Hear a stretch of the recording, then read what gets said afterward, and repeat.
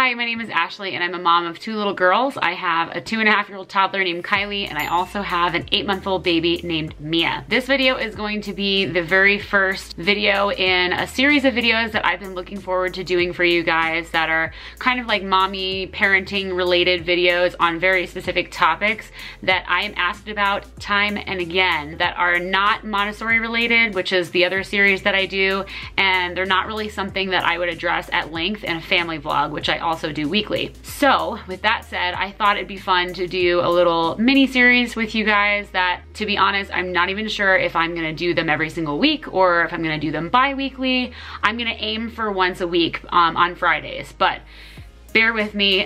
I am a mom of 2 kids and I do want to have time for myself in the evenings, and to be honest, filming and editing takes a lot of time after they have gone to bed, which is why I am filming this video and will also be editing it after they have gone to bed. So with that in mind, I wanted to kick off this series with a topic that I am asked about probably the most, hands down, out of all of the questions I get asked on all of my videos, and that is how I got my children to fall asleep by themselves. So sleep training, for lack of a better phrase, is the topic that we are covering in today's video, although I'm not going through like the sleep training process or anything like that, which makes me want to say one thing, quick disclaimer, I'm not a sleep expert, people, okay? I am a mom, just like so many of you guys out there, just looking for answers and hungry for some kind of raw, honest truth from another parent that can kind of validate what I'm going through.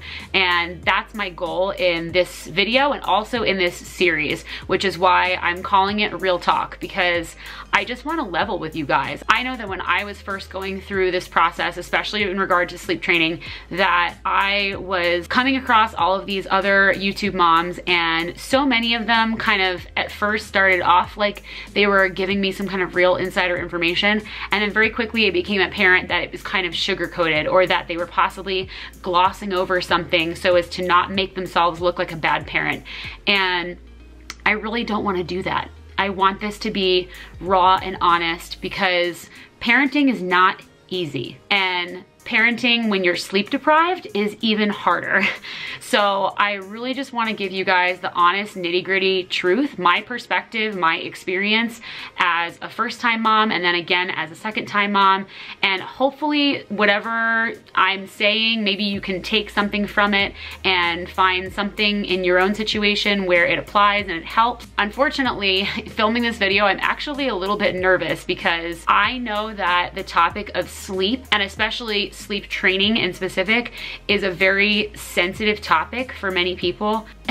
People get really uppity and judgmental about this topic. Everybody feels like their way is the only way and it's the right way, and anybody who does it differently is suddenly a bad parent. I really just want to like do away with all of that. Like, I wish all of the judgment surrounding something like this, where parents really need the most help to be the best parent that they can be, I just wish it didn't exist, because it makes it so much harder, in my opinion, when you constantly feel like you're being judged. I just want to say that regardless of what method you choose to help your child learn how to fall asleep independently and to be able to get some sleep yourself, because you deserve it, that's entirely your prerogative. And I really honestly feel like it's not right for anybody else to pass judgment on that. You have to do what's right for your family and what's working for you and for your child, because we're all different.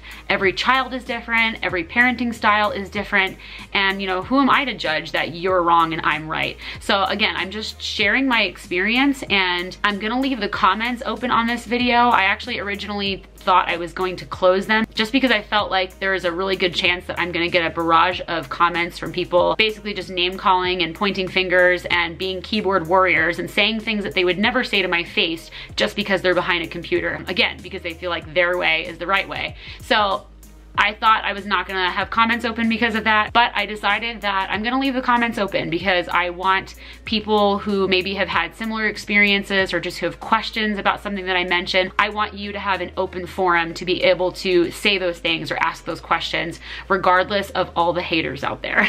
So I've actually already talked at length in my Montessori at Home independent sleep video on how I help my toddler Kylie to learn to fall asleep. Now, right now she is 2 3/4 if we're being technical. I got so much hate in some of my other videos for using the months, even though it's medically correct up until the age of 3. But that's a topic for another video. And while I started teaching her how to fall asleep by herself, probably around 12 months, it's a little fuzzy now, I can't remember exactly what age she was, she actually didn't like sleep through the night until she was about 13 months old. So I remember that very distinctly, thinking to myself, oh my God, I just went 13 months without getting a solid night of sleep and I survived. I think I actually tweeted something about it because I was so excited the morning that I woke up. I felt like a totally new woman. So anyway, my point is, if you want all of the nitty-gritty details on how I helped her to learn to fall asleep independently and the like exact process that I went through, then I will link that video right up here in the cards for you guys to watch, and you can get all of the details there. But basically what I did with her was I used a gradual retreat method where I kind of slowly backed myself up like across the room, starting out next to her and then kind of across the room and then further across the room, and then finally I was by the door and then I was outside the door, and finally she learned to fall asleep without me being in the room, because up until, like I said, she was basically 1, she could not fall asleep without me in the room. And to be honest with you, if you are a parent of only 1 child, then you probably have the time to be sitting there with your child for 45 minutes plus waiting for them to fall asleep. And that's exactly what I did with Kylie, because I was too scared to let her cry at all without me. I didn't want her to. It made me feel so guilty, and I would cry, and it was very emotionally gut-wrenching, and I didn't know a better way. Kylie was a very, very tough sleeper. She was not a kid that took very long naps. She only napped for like 30 minutes, 45 minutes when she was a baby. And it was rough because I spent my entire beginning of my motherhood constantly questioning, like, am I doing something wrong? Why isn't she sleeping an hour, hour and a half like all the books say she's supposed to? So I thought I was doing something wrong constantly, and it drove me crazy. Now that I have a second baby and a little bit more experience, I realize that some kids are just catnappers and there's nothing you can do about it. But at the time, it drove me nuts. I tried Cry It Out with her when she was like 6 months old, and let me tell you, I followed the Cry It Out method to the letter. I did exactly what you were supposed to do, and Kylie refused to let that method work on her. She literally just screamed her lungs out for weeks at a time, like weeks. And at the time, my husband Mike, if this is the first time you're seeing one of my videos, he was actually on work travel in Australia for 2 months. I was home by myself, and it was just awful. I remember so many nights calling him in tears, like she would not stop crying. I didn't know what I was doing wrong. She wouldn't go to sleep. I was getting no sleep. I felt like a zombie, and it was bad. I tried it and it didn't work. So that's why I kind of resorted to just staying in the room with her and helping her fall asleep. But eventually around 1, it was like, all right, time's up. We're thinking about maybe having another kid in the future, and something's got to give. So that's when I started thinking about other methods, and that's when I looked into gentle sleep training approaches, and I came across Gradual Retreat, and that's what I ended up doing with her, and that's what worked with Kylie. With a second baby, it's a whole different ball game, which is really what gets me when I get people who comment on some of my videos about how, like, oh, I would never leave my child to cry. Yeah, I thought the same thing too, that I would never leave my kid to cry. But you know what? It's easy to say that when you only have 1 child to attend to. When you suddenly have 2 babies and you cannot spend 45 minutes, an hour in the room waiting for one of your children to fall asleep because the other one needs you, you don't have a choice. You have to figure out a plan B. And that's kind of what happened with Mia. So with Mia, before she was even born, I kind of set out to myself that I was not going to let her nurse to sleep. I was not going to let her take naps. naps on me. I was not going to let her not learn how to fall asleep by herself until she was as old as Kylie was. The funny thing is I ended up doing all of those things anyway. I ended up nursing Mia to sleep. I ended up letting her nap on me just in the carrier instead of being on the couch, which is what I did with Kylie. Like, I ended up doing all of it all over again because honestly, when you're sleep deprived, that's what's easy. It gets them to go to sleep quickly when they are drinking milk and they're sleepy already and they just pass out. It's the easy way. And then you get a couple of winks of sleep yourself and you feel a little bit better, like you can just keep going. So fast forward to about 3 months old, and this is where some of you guys probably start remembering me really talking about it in vlogs. Mia stopped napping in the carrier. She did not fall asleep anymore as easily, and if she did, it was not without crying and screaming and kicking and throwing her little fists around while attached to me for like 20 minutes before she actually just fell asleep of exhaustion. And it was basically like a choice of, okay, do I let her do that on me where I'm now getting frustrated and feeling angry with myself, like that I'm doing something wrong again, or do I let her cry in her own little space where perhaps maybe she will fall asleep a little bit faster because she is laying down. She's not moving around with me and being like this passenger to my daily activities and having to sleep through Kylie's tantrums and all the other stuff. So I kind of had a choice at that point, like what was I gonna do? I decided to set up, I actually had Kylie's crib, which Kylie hardly slept in because we transferred her to a floor bed at like 8 months old. I had Kylie's crib still unassembled in the basement, and I asked Mike to bring it up real fast. We assembled it one day and I tried to get her to start napping in the room. I put blackout blinds in there, I put a white noise machine on, all the stuff I do with Kylie, and I just kind of hoped for the best.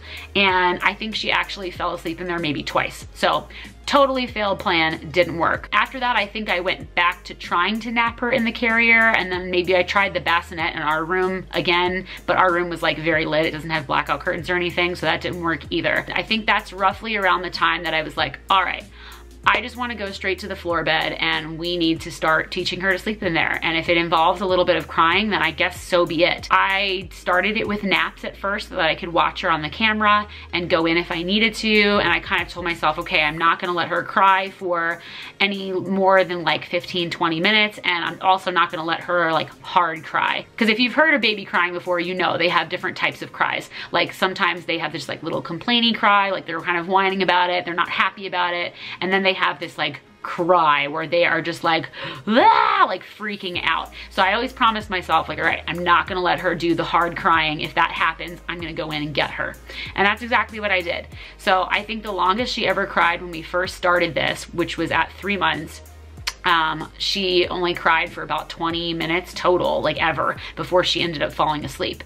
But the thing is, she did fall asleep. Kylie would never fall asleep. So I was like, oh my gosh, I have a slightly different sleeper on our hands. Maybe this will work. I kind of stuck with it for naps, and she did cry and kind of fuss about it for, I don't know, maybe like 2 weeks or so, but never for as long as those first couple of days. Like over time, after a couple of days, it started going down a little bit, like day by day. She wouldn't cry for quite as long, and some days she wouldn't cry at all. I was trying to figure out like, okay, what's happening on the days that she's not crying? I kind of realized after a while that the days that she was not crying at all and she was just going to sleep, she was really, truly tired. And so at that point, I started focusing on making sure that I kept her up for the right amount of awake time for her age. And I know that when I was the first time on with Kylie, I had no idea like how long babies were able to stay awake at any given time. And I didn't realize that it is very closely tied to their age and very predictable.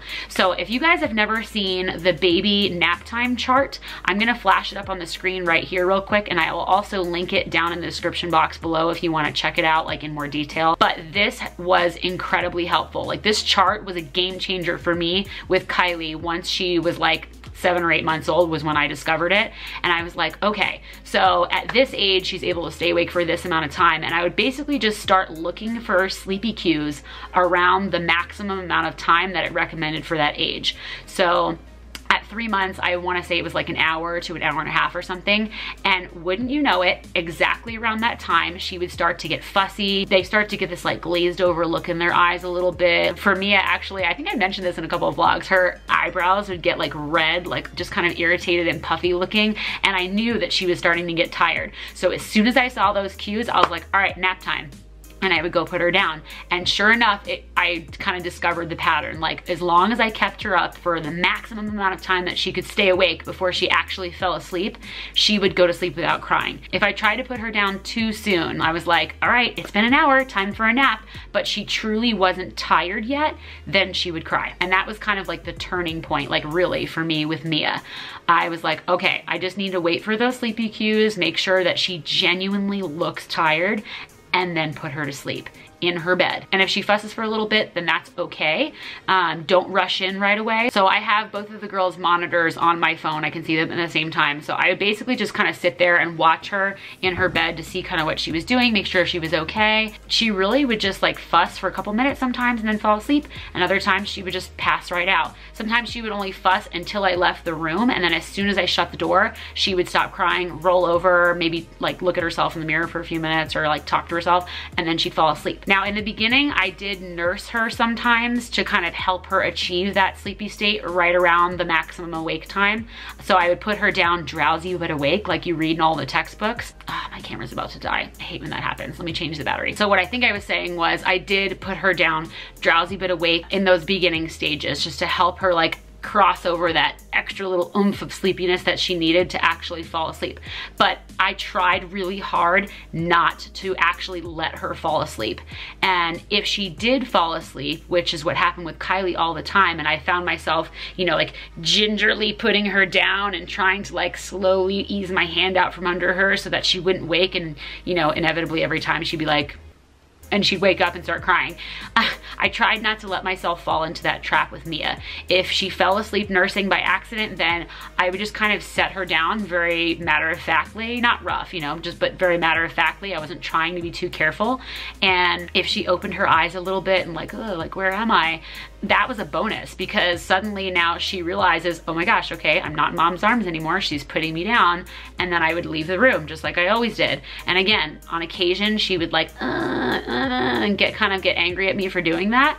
But then she was already so sleepy that she would just go to sleep.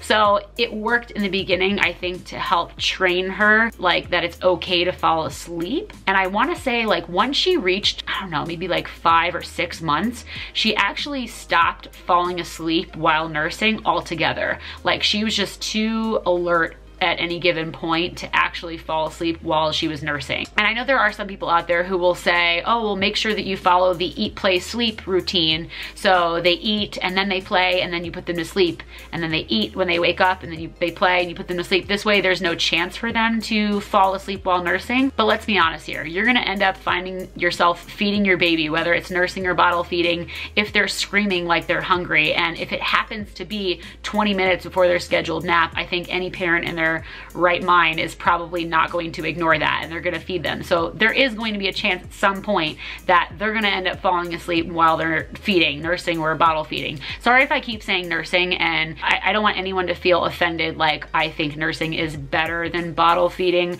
In my opinion, fed is best. So when I say nursing, I really mean feeding. I just say nursing because that's my experience, because both of my babies were breastfed. So again, not trying to offend anyone out there. All of you mamas, feed your babies, that's all that matters. So anyway, back to the point. I did end up letting her fall asleep sometimes, but again, I would set her down matter-of-factly, and that really kind of seemed to help train her. This way she wasn't dependent on falling asleep in my arms and then waking up like, whoa, where am I? And screaming. So that's kind of what I've been doing. I don't even follow the eat, play, sleep thing. Like Mia's a snacker. She doesn't feed for very long, and it's been that way since day one that she was born. So when she does feed, it's like 5 or 10 minutes and she's done. Trust me, I tried to get her to nurse longer than than that to make sure her belly is super full, she just like loses interest or something after a while, or either that she's just really efficient at feeding. Getting hot here. But she doesn't nurse for very long. So I end up nursing her like 2 or 3 times while she's awake, just kind of whenever she gets really fussy. And at this point, I've learned what her hungry cry is. So anytime she's hungry, I feed her, and I don't put it on a schedule. I just kind of feed her on demand. And I realized that as a stay-at-home nursing mom, I do have that luxury, and not all mamas out there have that luxury. So if you do not, then I know that your job is infinitely harder. You are going to have to schedule feedings. And to a degree, I feel like maybe that makes things a little bit easier because your baby knows they're not going to be fed until a certain time, but I don't have any experience with that. So I'm not even going to like deign to try to talk to you guys about that because I don't know anything about it. The point of me saying that is just that I didn't follow a certain routine. So I never really had like a certain trick to the routine, and that's how I got her to fall asleep independently. I literally just nurse her whenever. It's how I actually put her in the bed and how I put her to sleep, and the fact that I don't rush in right away. I give her a chance to cry just a little bit to let her figure out how to fall asleep on her own before I go in there. And for the most part, it seems to be working. Like, she is 8 months old. She has not taken a nap on me or in the carrier except for like when we were out and about, like at the pumpkin festival, in months. And she falls asleep in her bed, and I've also had her fall asleep in a pack and play when we were on travel twice now, successfully. To be totally honest with you, she is more often than not totally fine when I put her down. The tears are actually the exception, not the norm anymore. And again, it's not hard crying, it's just like she's complaining because she doesn't want to be in there sometimes when it's nap time, because babies have FOMO. They do not want to go to sleep sometimes. They would rather be up and playing. And that's just how it is.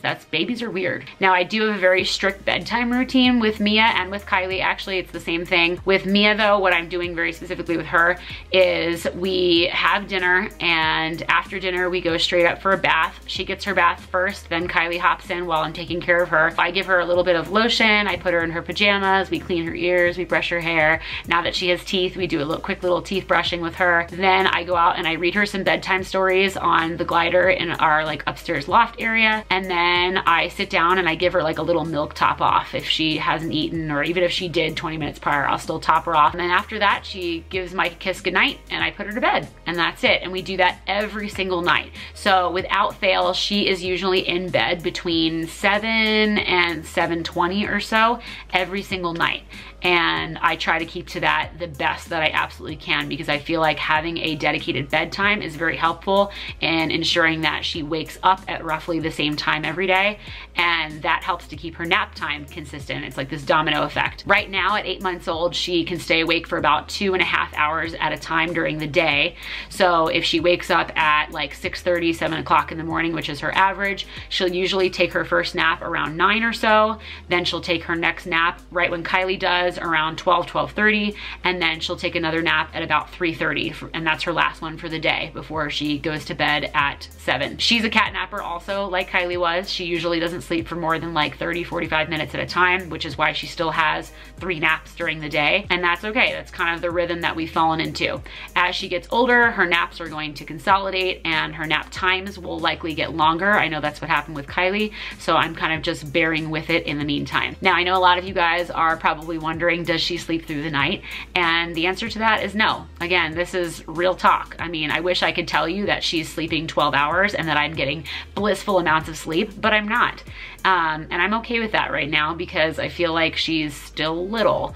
Even though the doctors and the pediatricians will tell you, oh, they can sleep through the night at 6 months, my baby still woke up all the way through at least a year, at least twice a night. And I could certainly sit and try to wean her down right now probably, and she'd probably be okay, but I feel like it's good for my milk supply. So I'm continuing right now to feed her during the night at least once or maybe twice until she's a year. And then once she starts getting cow's milk, I'm gonna look at night weaning her and doing that. It's funny because as I'm talking, I'm thinking to myself, oh, they're gonna ask me questions about that. And I kind of want to address it right now while I'm talking about it. So real quick, with my night weaning, my plan for her is the same with Kylie. I'm going to wean her down and say like, okay, I'm not gonna feed her until at least midnight. And regardless of if she cries and wakes up, unless there's something horribly wrong, I'm not gonna go in until at least midnight and give her milk.